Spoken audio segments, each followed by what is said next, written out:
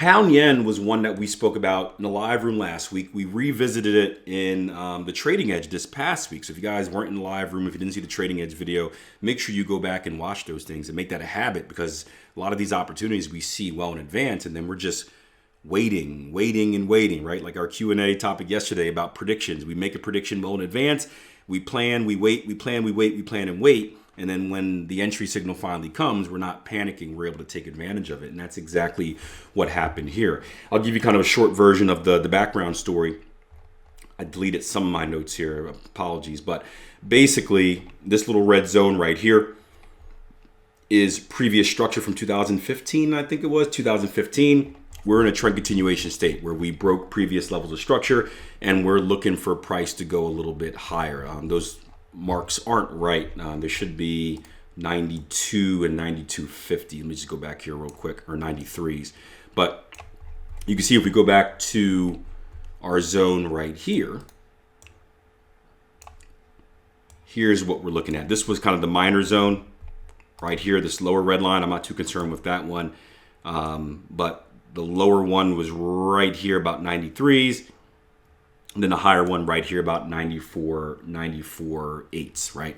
So we go back to reality. We're in this trend continuation mode. We've been breaking structure highs over and over again. And when we go down to the lower time frame, you're going to see that we continue that trend, right, of breaking previous levels of structure. And every time we create a new structure high, every time we identify a new structure high, that allows us to make the prediction that what is likely to happen. Right? This goes back to that 4-step process that we preach every day. Once we identify a higher high, higher close, we can then predict that price is likely to go in which direction. Higher. Yep. Up. Right? So we stick to this process. It makes life very, very simple, where there's only 3 answers. We predict it's likely to go up. We predict it's likely to go down. Or we're neutral and we have no idea, and we just sit on our hands. So my personal trading style, I'm not a breakout trader. I'm a pullback trader. So whenever I see a higher high, higher close, whenever I predict that price is likely to go up, my way of getting involved is waiting for a pullback, waiting for relief, waiting for price action to come back into where, you ask? Well, the backbone of my trading philosophy is structure. So I wait for it to come back into structure, right? You see, I have these pieces in place where there's not a lot of thinking in my trading, which is a good thing if you know me. It's just a lot of rule following and doing. I'm a former football player, right? So not the smartest out there. So we got to make it as simple as possible. Just kidding. Football players are smart. Some are just Neanderthals, but most of us are very, very smart. So fast forward on the pound yen. We're playing this game. We spoke about 2 levels in this week's Trading Edge video. We spoke about level number 1 being this zone right here. All right, our first level of structure, this first structure shelf. We brought up some volume as well. Level 2 being this second level down here. And if you are a trend following trader, trend continuation trader, just a trader in general, sometimes you have to be okay with striking out and reloading, and this one came down to our first level. Now, we come to this first level, right? We're just not buying right away. Obviously, you want to wait for your reason for entry, but you also want to wait for some clues, right? And you guys see any clues in this area? See any clues in this area? I can take my Fibonacci extension tool, swing high to swing low, back up. You see a 127 down there. We already said that there is volume in that area. I'll bring it on again from this low to this high. Anything else that you guys see? I'll get rid of this so you can actually see price. We're not going to stay here long. You guys know I don't like looking at trades that I'm in. Just asking for some psychological damages. Yep. But we got a nice, low test candle. Boom, that's exactly what I was looking for. Yep. Low test candle, and I'll give you a little arrow right here. Boom, low test candle right there. Nice little rejection, right? We had a few, look at the tails on this candle, high momentum candle right here, followed up by a bullish candle, little rejection at the bottom, small clue. Price tried to push down. It actually did push down even further and got sucked back up And then we followed it up with a higher high, higher close, which was confirmation. Now, again, I'd love for this to be a strong bullish candle for the higher high, higher close, but technically there's nothing in my rules that say it has to be strong or whatever like that. But that is something you can add to your rule set if you require a certain type of strength for your higher high, higher close, right? So now we set up the rest of our trade, right? You guys know I use ATR stops. ATR was 17. That's going to put my stop loss. Let me get where's my risk reward thing? Long, right? Entry right here. Stop loss is going to be right down here, right? So right below our previous level structure, which is when I want to be. I don't need to be below this level, right? If we get stopped out and we get another entry signal down here, I will look to retake it again. And again, these are two options you can use when trading trend continuation. You can either take two smaller stops, or you can just have one really, really large one and say, hey, I'm in it to win it. Now, you guys know how I am with risk, with my reward, right? I'm not a true trend following trader. So although I'm predicting a move up to those 93s, 92s, right? My first target has to be at the previous high. That's just because I'm a counter trend trader by nature. Again, these are rules put in so I don't have conflicting signals. So you can see there's no way I can even have the ginormous stop loss down here. So instead, right, just have my normal stop loss, 1 ATR below. Gets me below structure, the danger zone. If price action goes right here, I know that on this specific move, I am wrong. Where do we want to be out of trades? Well, we want to be out of trades when we are wrong. Now, first target, a little more than 1-to-1, which is good. That's all I need is a 1-to-1 or more than 1-to-1 to have a relevant first target. The big potential comes on the secondary target, right? Because where did we predict price to go to? Well, we predicted price to go all the way up to 92, 93s, right? So the first target is good, right? We always want to capture the first target. Move stops to break even. If that's in your rule set, hopefully it is. I'm always a fan of locking in. You know, you never want to be in a position where you give money back. The second target is the one where you would get your quote unquote home run trade. If you're shooting for 90, 192s or all the way up at 193s higher, right? That's where you get your big runners. That's where you get your quote unquote home run trade. So it's important to understand, like even with the home run trades, you see that I'm not shooting for the moon with my main target, right? I'm not locking in and saying, hey, I'm going to hold my main target for a big 200 pip winner or 300 pip winner. No, I am taking my target off, right? Half my position off at my regular target area. I am hopefully, if it wins, putting some money in my pocket. Right? I am moving my stops to break even, protect myself against any downside risk. Now I'm playing with house money. Now I can shoot for that big target with house money, which makes a monetary difference, obviously, right? But it also makes a psychological difference as well, because you're much more likely. We know that one of the main problems that traders have is taking targets early. Because it's very hard. We spoke about these yesterday when we spoke about trailing stops. Imagine being up 100 pips and then having to watch it all get sucked back down when you have nothing, right? Very, very hard to do. And the natural instinct is like, oh, I went from up 100, now I'm only up 50. Something is better than nothing, right? Right? And everyone's like, yeah, something's better than nothing. Because in other aspects of life, something is always better than nothing. And then what you do is you take your targets off early. And then you get into this bad habit. It's a spiral effect. It snowballs. And it becomes a consistent thing where you never actually let your targets play out. You always take them off early, and then you sabotage your risk reward, and that kills your trading. It always ends in the killing and destruction of your trading.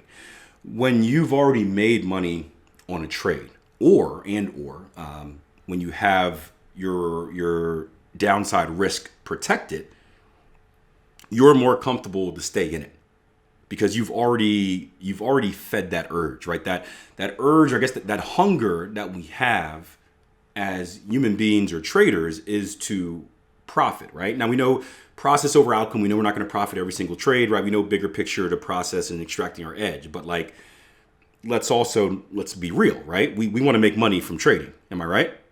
Like that's our goal of every trade. We know it's not going to happen every trade, but every trade we want to make money, right? So when we collect something, yeah, David said it, we get that dopamine hit. We've achieved something. We're happy, right? We've got what we've needed. Once we've got that fix, sorry, That was inappropriate. I apologize. We are traders, though. I've been watching, Griselda on Netflix. So I'm back in like my Narcos thing. Anyway, and Wolf of Wall Street, and watching them simultaneously at the same time. So it's, I'm all about the drugs now. But once we get that hit, we're fulfilled. Kids, don't do drugs. I told you my kids watch this stuff now. Once I'm in trouble. Once we have that hit and we're fulfilled, we're calmer now. We're more likely to let it play out. And that's what we ultimately want to do as traders, because we know the rewards that come when we play out. Now, here's the thing I want to follow up on yesterday's Q&A about trailing stops. We talked about kind of the pros and cons of trailing stops. If you get a chance, go back and listen to yesterday's Q&A session. Really, really good Q&A session. We talked about trailing stops. We had a trader ask the question like, hey, I've got these setups that sometimes run really, really, really, really big. And I want to know, like, how can I put myself in a position to capture all of that profit? And that's something that we commonly think about as traders. And we had the discussion that says, remember, trailing stops, although it seems big because you get these big, massive winners every once in a while, that big, massive winner every once in a while isn't always more profitable than collecting more consistent, smaller winners. So you got to do your back testing, do the math, like in everything, and compare the stats. But the thing about trailing stops is this, that we noticed, right? Understand that you're never going to catch all of the move, because that was one of the comments were like, hey, I want to catch all of the move. We are never going to catch all of the move, because the nature of a trailing stop is that, well, to be stopped out, the stop is trailing price action. Price action has to go back against us. It has to retrace. It has to take a breath. It has to pull back. My opinion on trailing stops is this, right?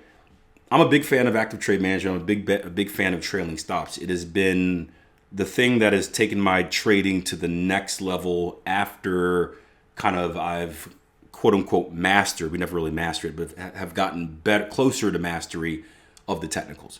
Meaning that I've tweaked my system, my strategy, my ability, my skill to the point where there's not really much more I can do. Like I can always get sharper, but like there's nothing drastic I can do to change that performance.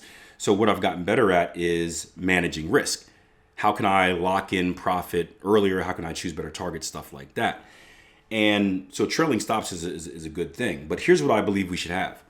I believe in trailing stops, but also having a fixed profit target. Now, if you're investing in like an index or something like that, that's a different story. That's a whole different type of strategy. But we're talking about as an active trader, a mercenary in the market, right? I believe that we should have an active fixed target where it's like, hey, at the most, this is where I think price is going to go. And then you trail on the way there. Does that make sense, guys? So you're not just trailing with no target in mind. You're not just like, okay, let's see how this thing's gonna go up forever and blah blah blah, because nothing goes up forever, especially in the Forex market, right? So I believe we should have a target. Hey, 193. Mine is 192.5, right? 192.5 is the furthest point I think price is likely to go. So that is where I'm looking for target twos. But I'm gonna trail all the way there, because if we don't get there, I want to be stopped out for profit instead of letting market come all the way back and take me out. Does that make sense, guys?